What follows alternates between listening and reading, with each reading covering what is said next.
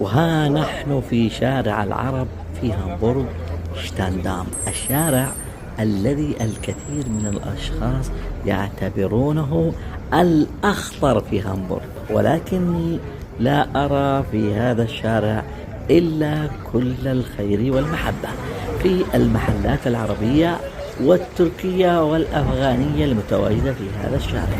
نعم، قد ترى بعض الأشخاص يمشون ويتراقصون بهذا الشارع، ولكن إنه شيء عجيب وشيء ليس به أي شيء. في هذا الموقع تجد سوبر ماركت الميدان، السوبر ماركت اليمني المتواجد في شتندام.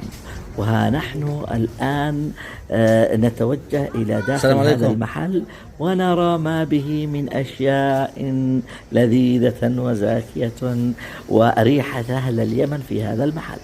يتواجد أيضا لديه الخبز الأفغاني والمنتجات العربية بشكل كامل. نعم، هذا هو سوبر ماركت الميدان المتواجد في شتندام بإدارة أبو حذيفة. ونتوجه بطول الشارع ونتوجه إلى المحلات الأخرى ونرى ماذا يوجد في هذا الشارع. في آخر هذا الشارع سوف ترون ماذا سوف نجد في هذا الشارع شيء أمام مركز الشرطة وسوبر ماركت الليدل. تلقى أو تجد أمامها هناك المطعم اليمني.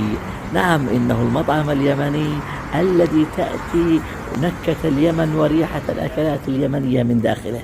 ها نحن الآن في وقت يكون فيه الناس لا زالوا يعملون، وقد لقينا المكان المناسب والوضع المناسب لتناول الفحسة مع الملوح، الدبل الكبير، الخبز الساخن الذي ريحته وأكله لذيذ جدا.